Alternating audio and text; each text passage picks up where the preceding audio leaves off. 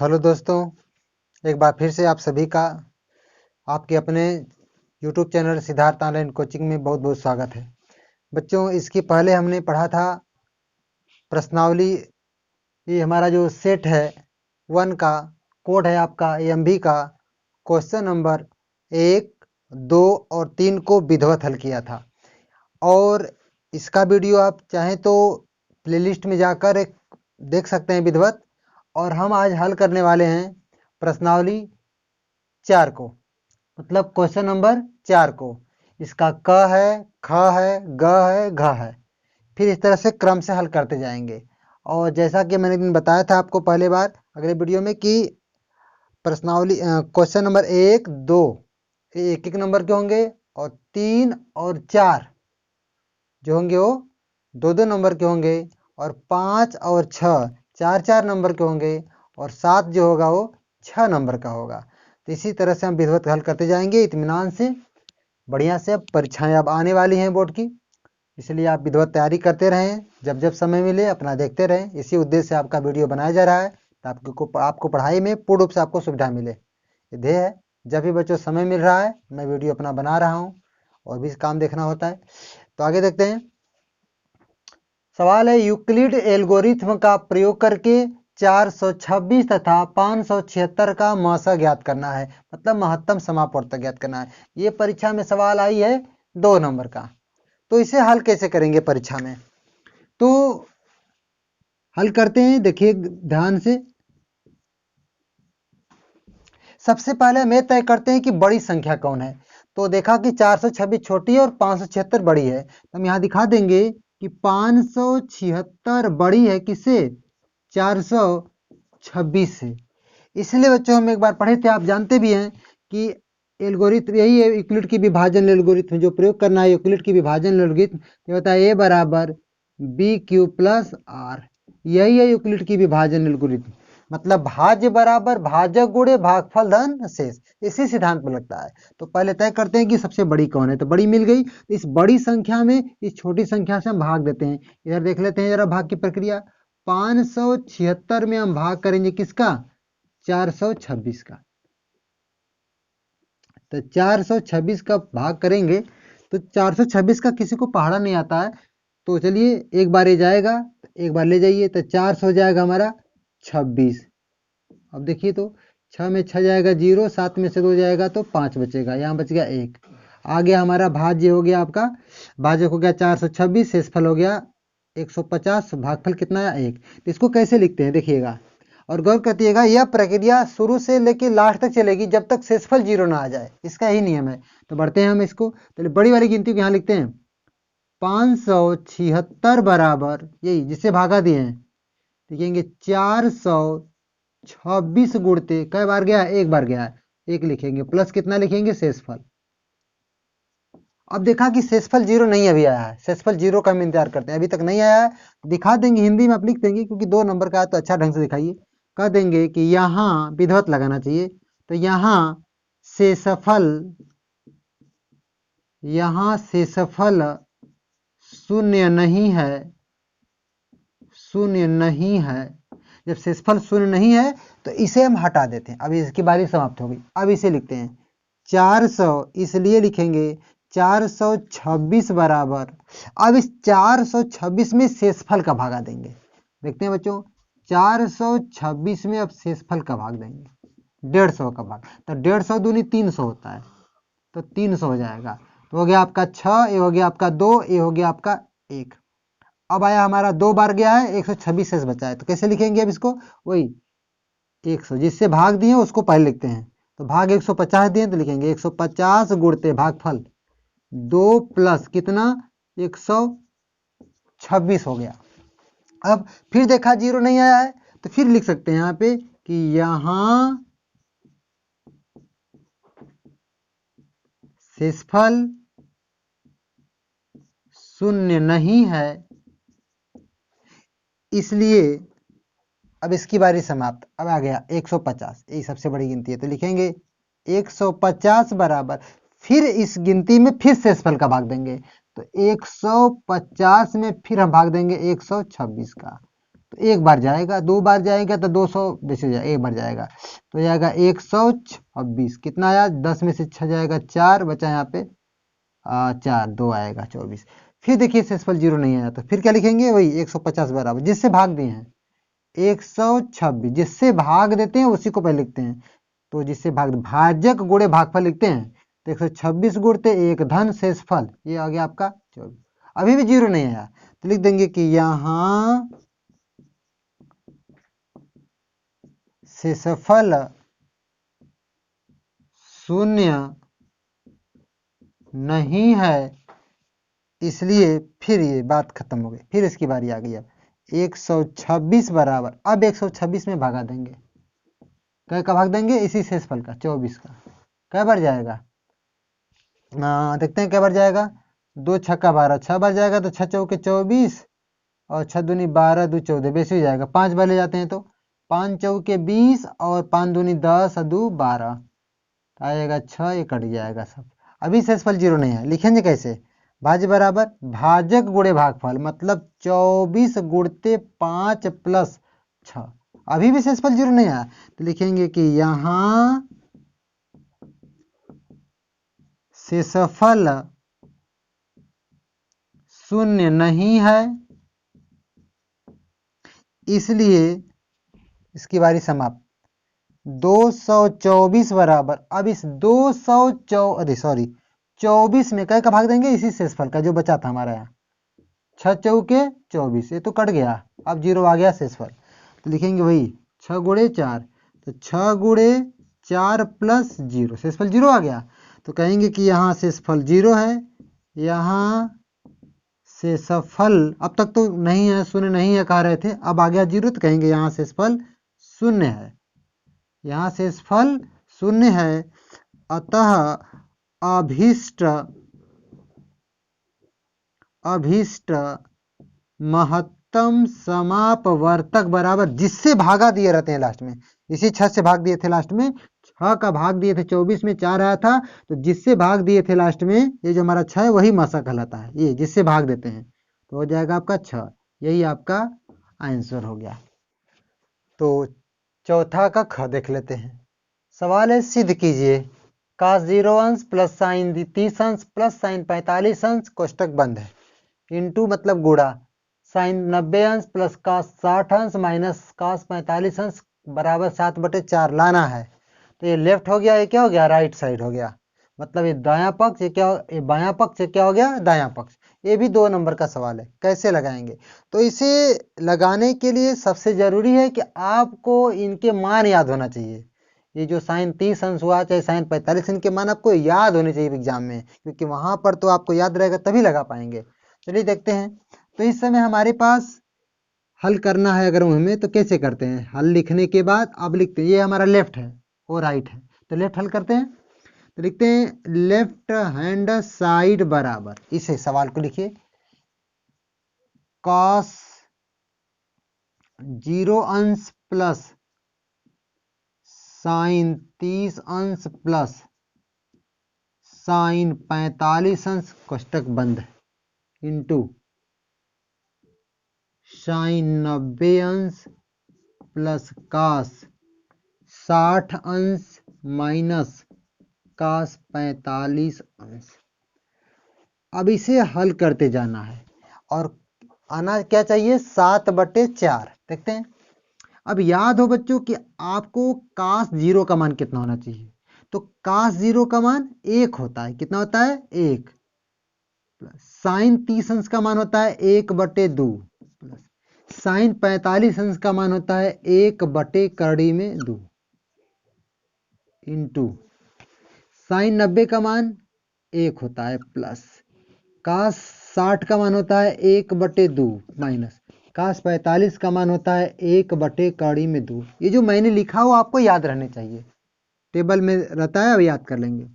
अब हमने एक चीज विशेषता ये देखी, गौर करेंगे बच्चों, ये देखिए तो इतना, पहले इसको सही छोटा कर लीजिए बच्चों, तो देखो तो 2 एकम 2 और 2 1 3, 3/2 प्लस 1/2 है, ये कोष्टक हो गया। दूसरे कोष्टक में क्या है, 2 एकम 2 धन 1, तो हो जाएगा आपका 3/2 माइनस 1/2 में 2। तो ये तो जाना पहचाना दिख रहा है, एक कोष्टक में a धन b और a माइनस b के रूप का है। अगर नहीं जानते हैं तो सूत्र को याद रखें, एक कोष्टक में दिखा रहा हूं, एक कोष्टक में a धन b और दूसरा कोष्टक में जब a माइनस b होता है तो इसका सूत्र होता है पहले पद का वर्ग माइनस दूसरे पद का वर्ग, ये सूत्र हो जाता है। तो इस आधार पे a का संत ये हो गया, b की जगह ये हो गया, a यहाँ है b यहाँ है, तो क्या लिखेंगे, लिखेंगे 3/2 का होल स्क्वायर माइनस 1/2 में 2 का होल स्क्वायर। तो अब देखा कि 3 का वर्ग 9 और 2 का वर्ग 4 माइनस 1/2 2 का वर्ग केवल 2, तो लसा लेंगे तो कितना हो जाएगा, 4 और 2 का लसा 4 होगा, 4 से 4 कट जाएगा, कितना उतरेगा 9। 2 का भागा देंगे 4 में तो 2 दूनी 4 2 आएगा और 2 का गुणा 1 में करेंगे तो 2 1 कम 2, 9 में से 2 जाएगा तो 7 और ये उतर जाएगा 4। क्या हम जो चाहते थे आ गया क्या, 7/, देखिए 4, यही है आपका आ चुका है, यही है आपका राइट हैंड साइड। क्योंकि बोर्ड का परीक्षा देना है, बोर्ड की तैयारी कर रहे हैं, इसलिए ये राइट हैंड साइड लिखेंगे, लेकिन इधर आप आलस न करें, इधर आप उतारते जाइएगा left hand side, left hand side, left hand side, left hand side, ये उतारते रहिएगा, एकदम शुद्ध माना जाता है। इस तरह से एग्जामिनर भी देखता है तो खुश होता है, एकदम ओके। इस तरह से हम करते हैं, समझ में आता है। तो इस तरह से आप अभ्यास करें, प्रैक्टिस करें। चलिए अब आते हैं हम लोग क्वेश्चन नंबर 4 का ग में। सवाल है कि बिंदुओं 3-3 तथा 9-9 को मिलाने वाले रेखाखंड को समत्रिभाजित करने वाले बिंदुओं के निशान। ये भी सवाल बहुत अच्छी है, ये भी 2 नंबर में आई हुई है। इसे कैसे लगाना है, पहले समझ लेते हैं कि सवाल दिया क्या है। 2 बिंदु हैं, हमने मान लिया कि एक बिंदु क्या है, ए है और दूसरा बिंदु क्या है, बी है। और अगर देखा जाए तो ए हो गया, ए क्या हो गया, बी हो गया।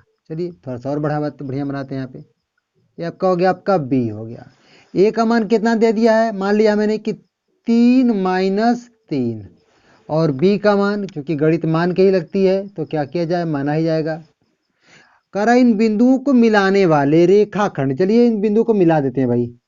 ए को किसे मिलाते हैं, बी को मिला दिया, तो एक रेखाखंड बन गया। अब इस रेखाखंड को 3 बराबर भागों में बांटने वाले बिंदुओं के निशान। एक रेखा 3 भाग में कब बटती है, अगर इसको यहाँ पे गौर करिएगा थोड़ा, ये रेखा देखिए कई भागों में बटी है, 1 भाग, 2 भाग, 3 भाग, और तीनों भाग आपस में कैसे हैं, बराबर। तो ये रेखा 1 भाग में बटी, 2 भाग में बटी, 3 भाग में, इसी को कह रहा है कि समत्रिभाजित। ये बिंदु कर रहा है, ये बिंदु कर रहा है और ये बिंदु कर रहा है, तो इस बिंदु का निर्देशांक क्या होगा और इस बिंदु का निर्देशांक क्या होगा, ये आपसे सवाल है। तो इसे आपको भी नहीं पता है कितना होगा, और इसका निर्देशांक कितना होगा आपको भी नहीं पता है, मगर हाँ ये जरूर पता है कि ये हिस्सा और ये हिस्सा आपस में क्या है, बराबर है। तो हल कैसे करेंगे, तो देखते हैं। अगर बच्चों जब 2 हिस्से बराबर होते हैं, इससे आप समझिएगा, सवाल तो आ ही जाएगी। जैसे हम देखते हैं कि अगर ये 2 हिस्सा है, ये बराबर है, अगर 2 है, अगर 2 है तो इनका अनुपात कितना आएगा, 2 संबंधे 2, काट देंगे तो कितना आएगा, 1 संबंधे 1। कोई भी हिस्सा अगर कहता है कि एक हिस्सा, 2 हिस्सा, 3 हिस्सा बना दिया जाए, 1 हिस्सा, 2 हिस्सा, 3 हिस्सा, अगर बराबर है, बराबर भाग है, मान लीजिए 5 है, मान लीजिए 5 है, मान लीजिए 5 है, इनका अनुपात कितना आएगा, 5 संबंधे 5 संबंधे 5, काटेंगे तो 5 एकम 5 पे 1 संबंधे 1 आएगा।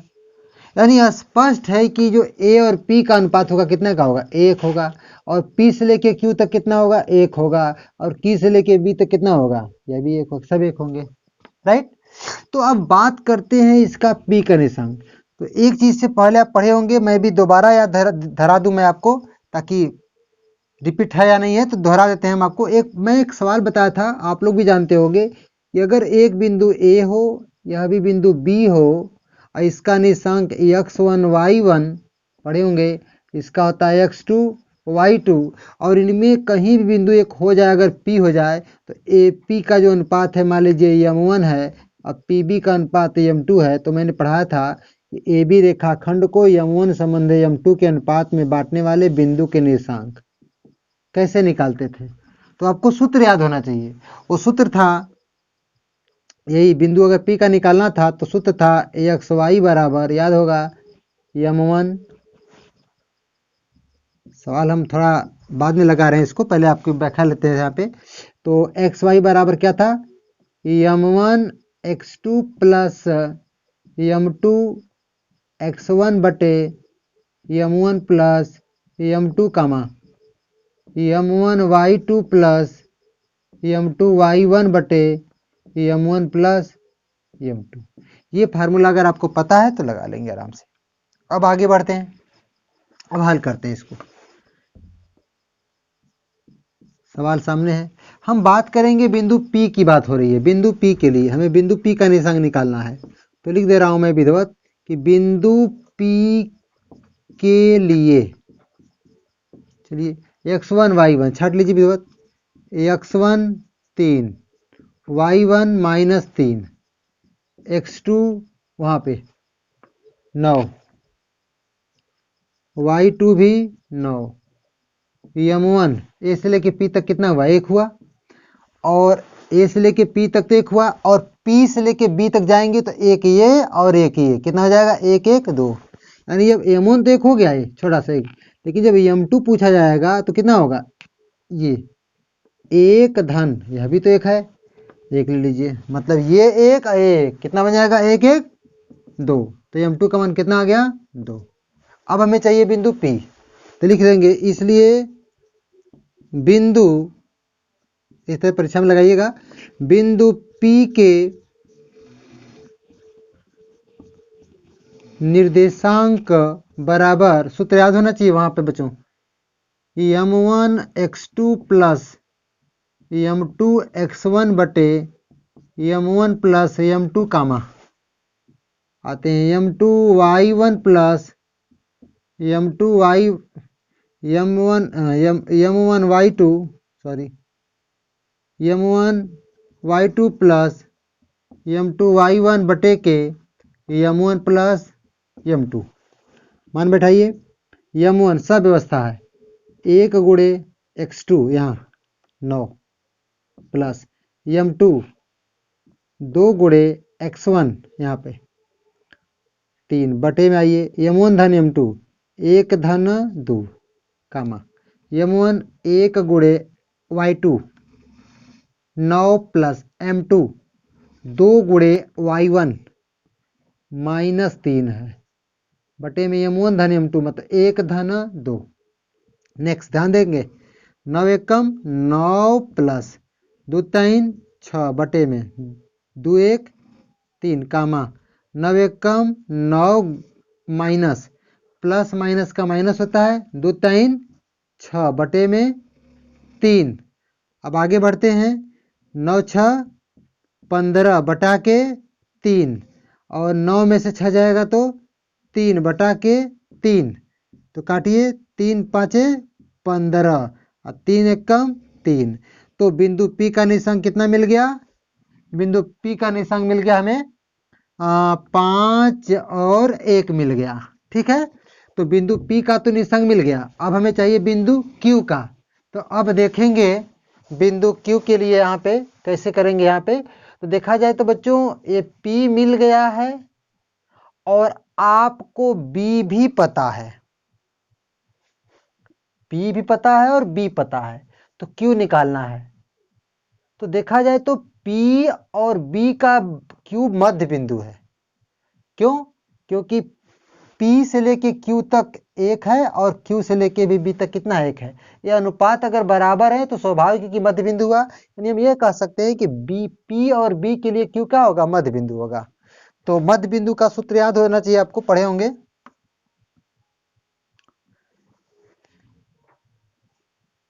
मध्य बिंदु का सूत्र होता है क्या, x1 धन x2 बटे 2, याद आया, y1 धन y2 बटे 2। ये मध्य बिंदु का सूत्र होता है। कब, जब दो बिंदु पता हो किनारे वाले, मध्य बिंदु का निकालना होता है, तो ये सूत्र हम लगा लेते हैं।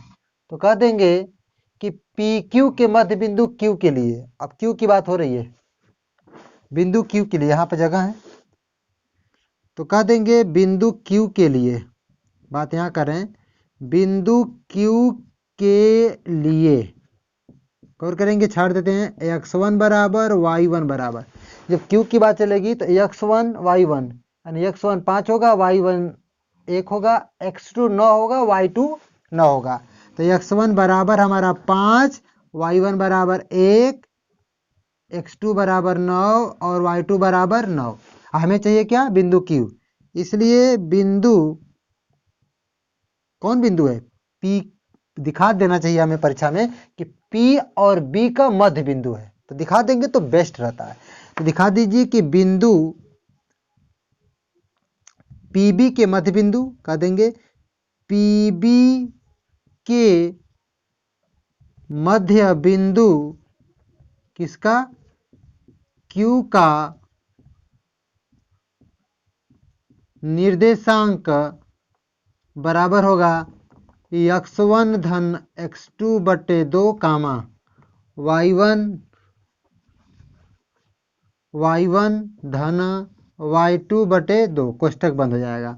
अब x1 क्या है? 5 और x2 क्या है? 9, तो लिख देंगे 5 धन 9 बटे 2 कामा y1 y2 1 धन 9 बटे 2, तो 9 में 5 जोड़ेंगे तो 14 बटे 2 और 9 1 10 बटे 2, तो हो जाएगा 2 के काटेंगे तो 7 और 2 से काटेंगे तो 5, 7 5। तो अंतिम में लिख दीजिएगा कि अतः बिंदु P का निर्देशांक, अतः बिंदु दिखा देना चाहिए कि बिंदु P का निर्देशांक बराबर कितना? बिंदु P का निर्देशांक कितना आया था हमारा? ये आया था हमारा 5 1, तथा दिखा दीजिए Q का निर्देशांक तथा बिंदु Q का निर्देशांक, बिंदु Q का निर्देशांक कभी कितना निकाला था हमने? 7 और 5। यही 5 और 7 और 5, 7 और 5 हो गए।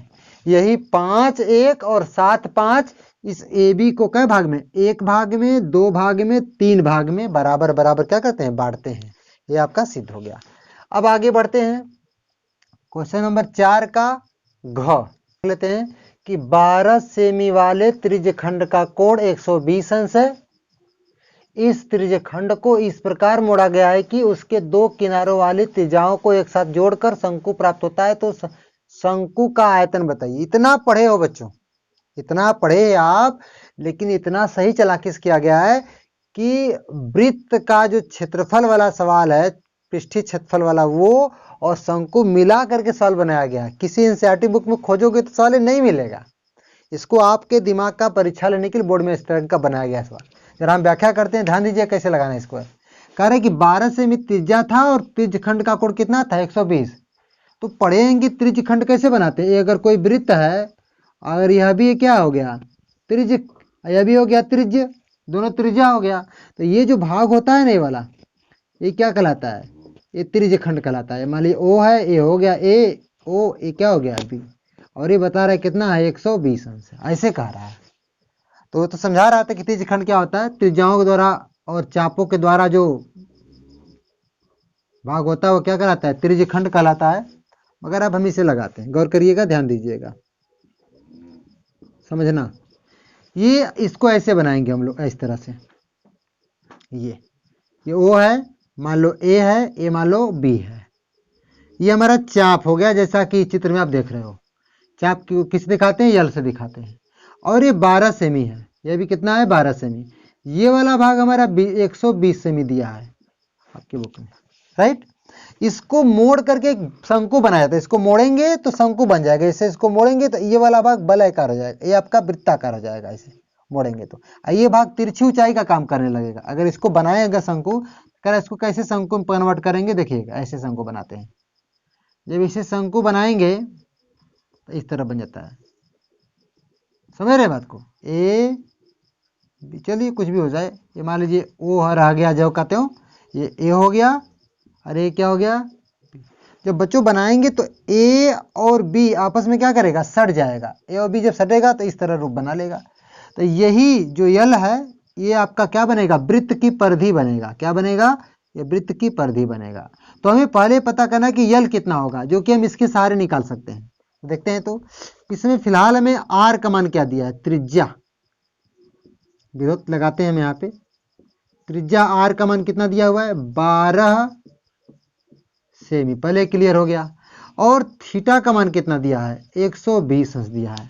अभी हमें यल भी नहीं पता, अगर यल पता होता तो परिधि निकाल लेते। तो चलिए सूत्र होता है चाप, चाप यल बराबर होता है थीटा बटे 360 2 पाई आर। तो यल बराबर थीटा का मान दिया है 120 अंश बटे 360 अंश गुणते 2 पाई का मान होता है 22 बटे 7। आर का मान पता है कितना है, 12।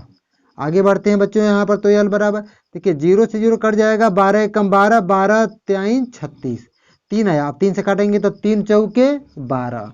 और आगे बढ़ेंगे तो 22 गुणा 2 में करेंगे तो 22 दूनी 44, और हो गया गुणते 4, बटे में क्या बता रहा है 7। और कर लीजिए विधिवत, 4 चौके 16 और 4 चौके 16, 1 17 बटा के 7। अब यल मिल गया, यही यल यहाँ से लेकर यहाँ तक इसको जब गोलाकार बनाओगे तो वृत्त की परिधि बन जाएगा। यानी हम कह सकते हैं कि यहाँ पर परिधि यही हो जाएगा। तो कह सकते हैं यही हमारे जब शंकु बनेगा तो इसका परिधि हो जाएगा। तो यहीं पर कह सकते हैं यही यल जो है कि परिधि बना है। तो यहाँ पर कह देंगे कि यहाँ यल शंकु के आधार की परिधि होगा, आधार की परिधि होगा। तो परिधि होगा ठीक है, लेकिन आधार की परिधि क्या होता है, आधार की परिधि, इसलिए कह सकते हैं कि आधार की परिधि कितना हुआ हमारा, यल, यल का मतलब 176 बटे 7। मगर आधार की परिधि का सूत्र होता है 2 पाई आर, हो गया 176 बटे 7। तो 2 पाई का मान 22 बटे 7, आर हमें नहीं पता था 176 बटे 7। तो आर बराबर कितना हो गया बताइए। तो बच्चों देख लीजिए फिर से एक बार, 22 दूनी 44 बटे 7 गुणते आर बराबर 176 बटे 7। इसलिए आर बराबर 176 बटे 7 गुणते, कल्टी मार जाएगा उधर जाएगा तो 7 ऊपर हो जाएगा और 144 नीचे हो जाएगा। काटिए जरा, तो आर से 7 से काट दें, नहीं कटेगा, 11 से काटते हैं, देखते 11 एक कम 11, 6 बचा, 11 छक्का 66, और इसी 11 से काटे 11 चौके 44, और काटिए 7 से 7 जाएगा कट, और क्या बचा ऊपर 16, नीचे क्या हो गया 4, तो 4 चौके 16। तो इस तरह से अगर हम काट रहे हैं तो हो सकता है किसी बच्चों को दिक्कत हो, तो साफ साफ समझिए आर बराबर 176 बटे 7 गुणते कितना, 7 ऊपर 44 नीचे, सही समझिए। 7 से 7 पहले काट दीजिए, 11 से काट दीजिए तो 11 चौके 44, 11 एक कम 11, 11 छक्का 66। तो आर बराबर कितना हो गया 16 बटे 4। अब साफ साफ काट लीजिए, 4 चौके 16, लीजिए आर का मान हमको मिल गया 4। और ये हमारा जो शंकु बनेगा ये यल होगा, ये जो ये हमारा 12 होगा, सॉरी ये 12 होगा, ये अभी 12 होगा, ये अभी 12 होगा, ठीक है। तो अब हमें शंकु की देखा जाए तो तिरछी ऊंचाई पता है, और अभी भी हमने त्रिज्या निकाला है 4। तो तिरछी ऊंचाई 12 पता है, त्रिज्या पता है 4। अब ये ऊर्ध्वाधर ऊंचाई नहीं पता, हमें यच का मान नहीं पता है, और जब तक यच का मान पता नहीं रहेगा हम शंकु का आयतन नहीं निकाल सकते। तो अब बढ़ते हैं हम, यल पता है, आर पता है यच की ओर, तो बढ़ते हैं। शंकु की तिरछी ऊंचाई पता है, तो बताइए शंकु के लिए, शंकु के लिए बात होने लगी। अब शंकु के लिए यच का मान निकालना है, तो यच बराबर हो जाएगा under root L square minus R square. जब यच निकालना हो तो यल के स्क्वायर में सार का स्क्वायर घटा देते हैं अंडर रूट करके। तो बोलिए कितना आया हमारा यल का मान यहाँ पे। शंकु के लिए यल बराबर हमारा क्या हो गया है 12 सेमी है, तिरछी ऊंचाई को दिखा रहे हैं, तो हो जाएगा आपका 12 का वर्ग माइनस इसका 4 का वर्ग, तो 12 का वर्ग 144 और 4 का वर्ग 16, तो कितना हुआ 4 में से 6 जाएगा, 14 में से 6 जाएगा तो 8, और यहाँ बच गया 3 में से 1 जाएगा तो 2, और यहाँ हो गया 128। काटेंगे तो देखते हैं कितना आएगा। 128 को तोड़िए, तो रफ काम कर लेते हैं यहाँ पर 128 को।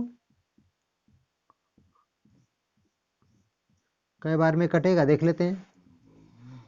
2 छक्का 12, 2 चौके 8, 2 तीन 6, 2 दूनी के 4, 2 एक कम 2, 2 छक्का 12, 2 आठे 16, 2 चौके 8, 2 दूनी के 4 और 2 एक कम 2। 1 2 2 जोड़ा 3 जोड़ा, 3 जोड़ा बन रहा है, यानी हो गया इसका। कई 8 2 आया है, 1 2 3 4 5 6 7 2 आया है। 1 2 3 4 5 6 7। थोड़ी हम व्याख्या करके लगा दे रहे हैं, आप शॉर्टकट लगा सकते हैं। तो 1 जोड़ा 2 जोड़ा 3 जोड़ा निकल गया, तो 1 2 इसमें से निकलेगा, 1 2 इसमें से निकलेगा, 1 2 इसमें से, अंदर कितना बचा 2। तो 2 दूनी 4 दूनी 8 कड़ी में 2। चलिए हमें एच भी मिल गया। अब निकालना हमको है शंकु का आयतन। तो सूत्र आपको याद होना चाहिए। सूत्र होता है शंकु का आयतन बराबर होता है 1/3 पाई आर स्क्वायर एच। तो 1/3 पाई को रहने दीजिए, कोई काटने का कोई मतलब नहीं है। और पाई का मान तभी रखना चाहिए जब कटने लायक हो या कहे कि पाई बराबर 22/7 रखिए, नहीं तो नहीं रखना चाहिए। आर का मान अभी अभी जस्ट आपको पता हुआ है, कहीं निकाले यहाँ पे 4, तो जाएगा 4 गुणे 4। एच का मान अभी अभी निकाले हैं 8 कड़ी में 2, तो कितना हुआ, कर तो नहीं रहा है ना, तो हो जाएगा 4 चौके 16, 16 आठे 128 कड़ी में 2 बटा के कितना 3 हो गया पाई। आयतन है तो जाएगा घन सेमी। यही आपका उत्तर है। बस ओके। इस तरह से हमारा क्वेश्चन नंबर 4 का घ तक कंप्लीट हुआ। अब बढ़ते हैं क्वेश्चन नंबर 5 की ओर। चलिए अब आते हैं हम लोग क्वेश्चन नंबर 4 का ग में। सवाल है कि बिंदुओं 3-3 तथा 9-9 को मिलाने वाले रेखाखंड को समत्रिभाजित करने वाले बिंदुओं के निशान। ये भी सवाल बहुत अच्छी है, ये भी 2 नंबर में आई हुई है। इसे कैसे लगाना है, पहले समझ लेते हैं कि सवाल दिया क्या है। 2 बिंदु हैं, हमने मान लिया कि एक बिंदु क्या है ए है और दूसरा बिंदु क्या है बी है। और अगर देखा जाए तो ए हो गया, ए क्या हो गया बी हो गया। चलिए थोड़ा सा और बढ़िया बनाते हैं। यहाँ पे ये आपका हो गया, आपका बी हो गया। ए का मान कितना दे दिया है, मान लिया मैंने कि 3-3, और बी का मान चूंकि गणित मान के ही लगती है तो क्या किया जाए, माना ही जाएगा। करा इन बिंदुओं को मिलाने वाले रेखाखंड। चलिए इन बिंदुओं को मिला देते हैं भाई।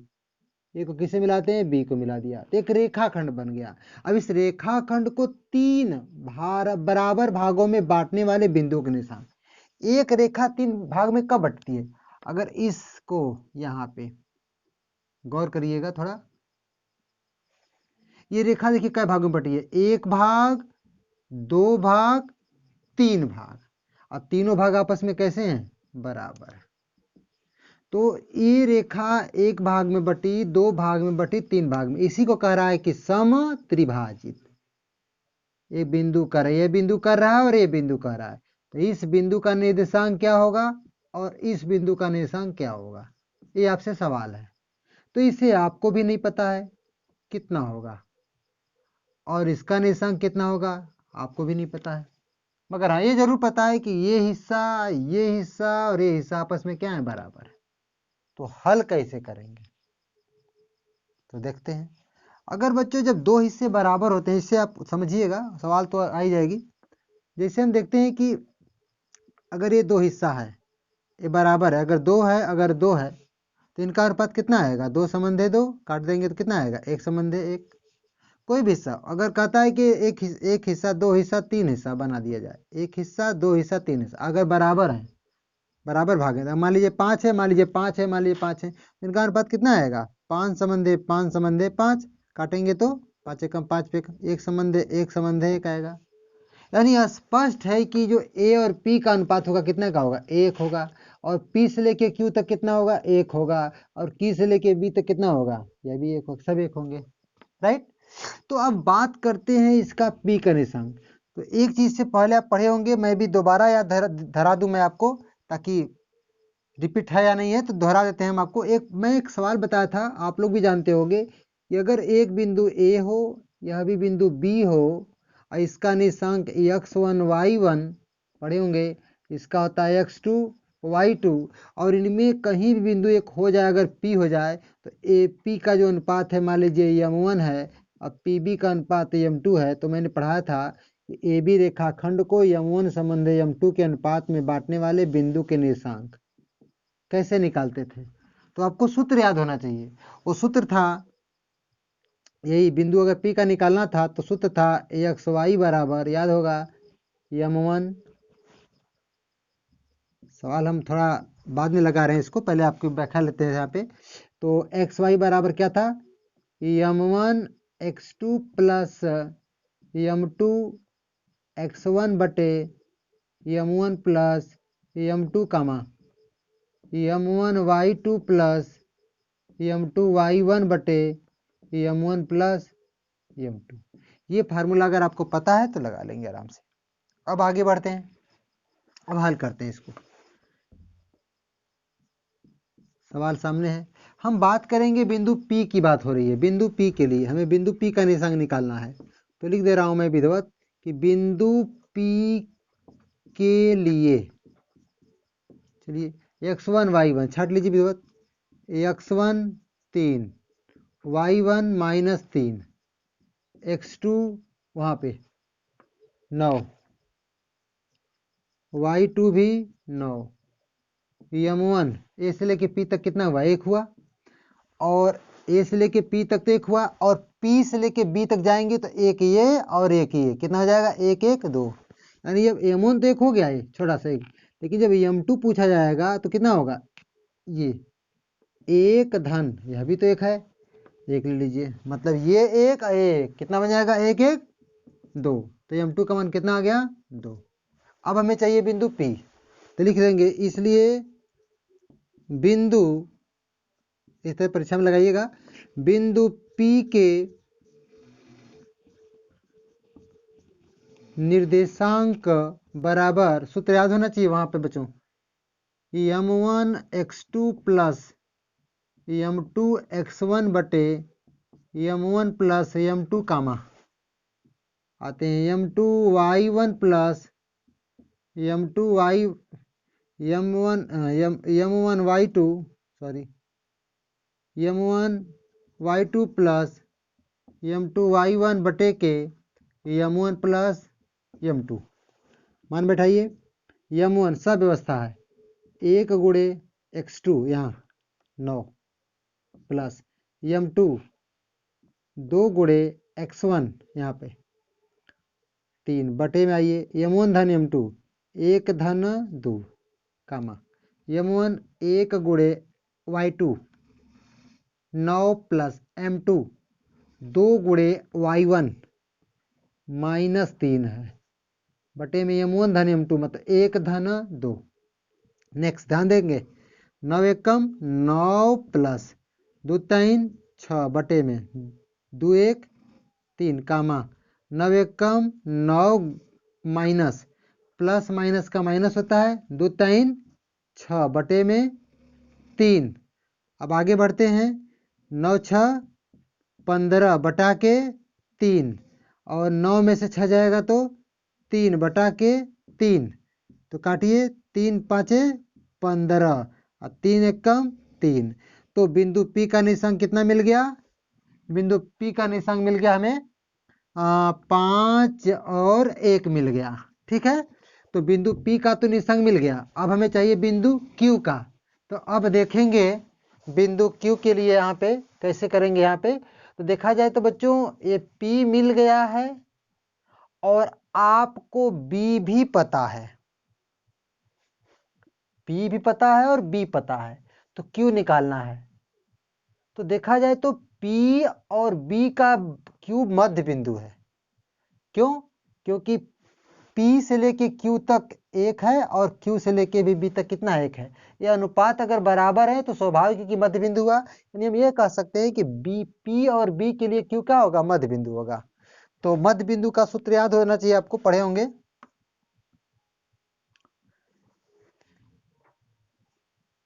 मध्य बिंदु का सूत्र होता है क्या, x1 धन x2/2, याद आया, y1 धन y2/2। ये मध्य बिंदु का सूत्र होता है। कब? जब दो बिंदु पता हो किनारे वाले, मध्य बिंदु का निकालना होता है, तो ये सूत्र हम लगा लेते हैं। तो कह देंगे कि PQ के मध्य बिंदु Q के लिए, अब Q की बात हो रही है, बिंदु Q के लिए यहाँ पे जगह है, तो कह देंगे बिंदु Q के लिए, बात यहाँ करें, बिंदु Q के लिए और करेंगे, छाड़ देते हैं, x1 बराबर y1 बराबर, जब Q की बात चलेगी तो x1 y1, यानी x1 5 होगा, y1 1 होगा, x2 9 होगा, y2 9 होगा। तो x1 बराबर हमारा 5, y1 बराबर 1, x2 बराबर 9 और y2 बराबर 9। हमें चाहिए क्या? बिंदु Q। इसलिए बिंदु, कौन बिंदु है? P दिखा देना चाहिए हमें परीक्षा में कि P और B का मध्य बिंदु है, तो दिखा देंगे तो बेस्ट रहता है। तो दिखा दीजिए कि बिंदु PB के मध्य बिंदु, कह देंगे PB के मध्य बिंदु किसका? Q का निर्देशांक बराबर होगा x1 धन x2/2 कामा y1 धन y2/2, कोष्टक बंद हो जाएगा। अब x1 क्या है? 5 और x2 क्या है? 9, तो लिख देंगे 5 धन 9/2 कामा y1 y2 1 धन 9/2, तो 9 में 5 जोड़ेंगे तो 14/2 और 9 1 10/2, तो हो जाएगा, 2 के काटेंगे तो 7 और 2 से काटेंगे तो 5, 7 5। तो अंतिम में लिख दीजिएगा कि अतः बिंदु P का निर्देशांक, अतः बिंदु दिखा देना चाहिए कि बिंदु P का निर्देशांक बराबर कितना? बिंदु P का निर्देशांक कितना आया था हमारा? ये आया था हमारा 5 1, तथा दिखा दीजिए Q का निर्देशांक, तथा बिंदु Q का निर्देशांक, बिंदु Q का निर्देशांक कभी कितना निकाला था हमने? 7 और 5। यही 5 और 7 और 5, 7 और 5 हो गए। यही 5 1 और 7 5 इस AB को कई भाग में? 1 भाग में, 2 भाग में, 3 भाग में बराबर बराबर क्या करते हैं? बांटते हैं। ये आपका सिद्ध हो गया। अब बच्चों, हमने पार्ट 1 में क्वेश्चन नंबर 1 और 2 को हल किया था, पर 3 को भी हल किया था पार्ट 2 में।